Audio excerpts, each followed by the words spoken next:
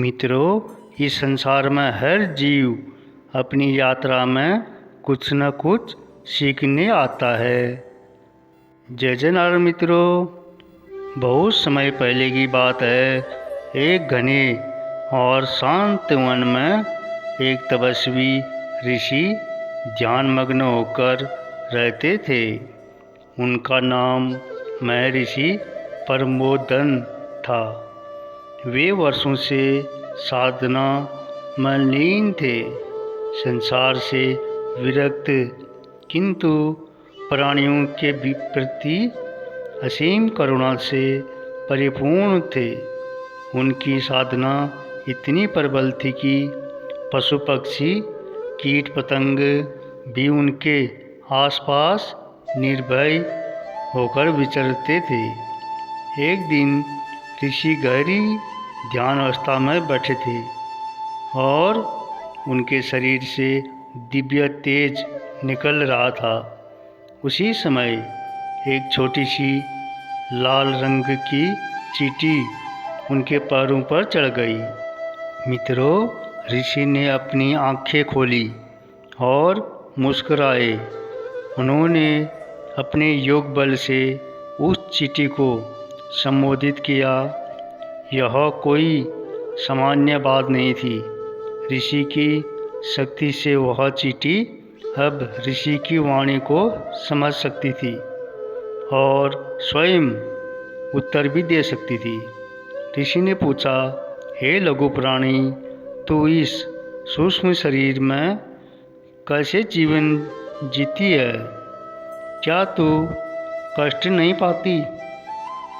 चींटी ने सीधे उत्तर दिया, हे महर्षि, मेरा जीवन छोटा अवश्य है, पर मेरी यात्रा लंबी रही है। मैं इस अवस्था तक ऐसे ही नहीं पहुंची हूँ। ऋषि ने जिज्ञासा से पूछा, ऐसा क्या किया तूने जो तुझे यह जीवन मिला, और आगे तू क्या चाहती है? चींटी ने कुछ पल मौन रहकर कहा, मैं तुम्हें अपने पिछले जन्मों की कथा सुनाती हूँ, जिससे यह स्पष्ट होगा कि जीवन की उत्पत्ति कैसे होती है। कई जन्म पहले मैं एक गर्वित राजा थी।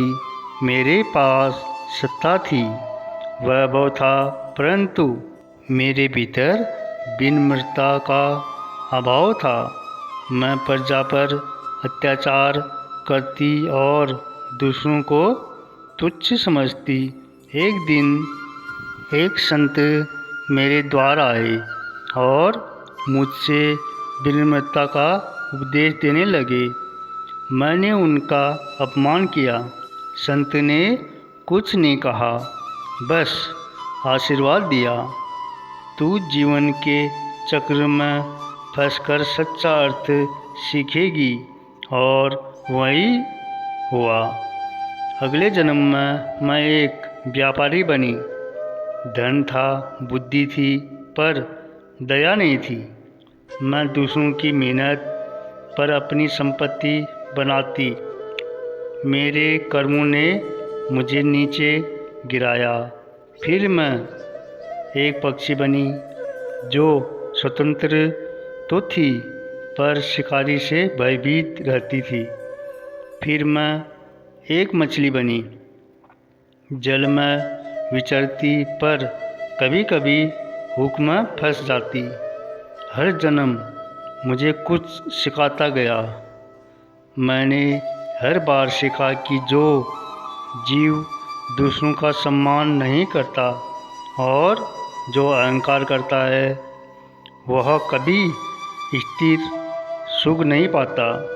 वर्तमान जीवन में मैं एक चींटी हूँ। छोटा शरीर है, लेकिन आत्मा उतनी ही पुरानी है। मैं परिश्रम करती हूँ, अपने समुदाय के लिए जीती हूँ, किसी को हानि नहीं पहुँचाती।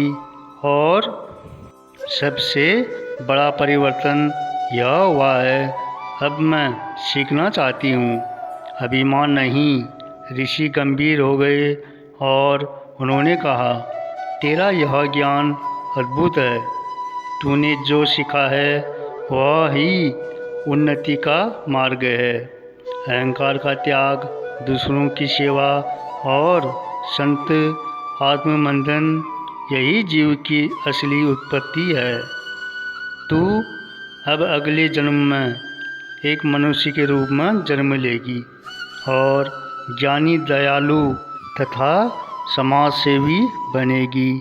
चींटी ने सिर झुकाया और कहा, हे ऋषि, यदि यह मेरा भाग्य है तो मैं यह भी चाहती हूँ कि मैं अपनी उन्नति को केवल अपने लिए न रखूं बल्कि दूसरों को भी प्रेरित कर सकूं।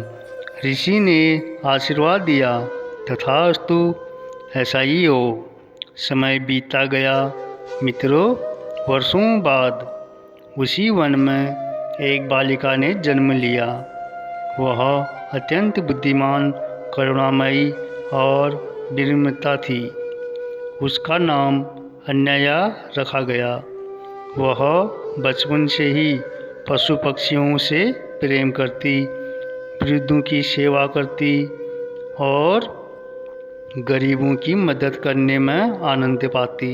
मित्रों, जब वह बड़ी हुई तो उसने समाज सेवा को अपना धर्म बना लिया।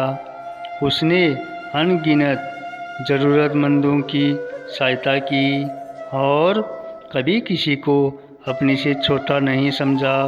उसे यह ज्ञात तो नहीं था कि उसके भीतर एक पूर्व जन्म की चींटी की चेतना और अनुभव समाहित है, जिसने हजारों जन्मों की यात्रा कर अहंकार से विनम्रता, हिंसा से सेवा और स्वार्थ से परोपकार तक का मार्ग तय किया था।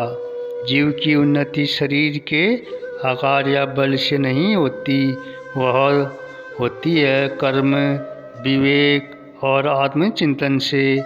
मित्रों, अहंकार, भोग और हिंसा जैसे दोष जीव को बार बार अधोगति, नीचे की ओर धकेलते हैं, जबकि सेवा, नम्रता और सीखने की जिज्ञासा उसे ऊर्ध्वगामी ऊपर बनाती है।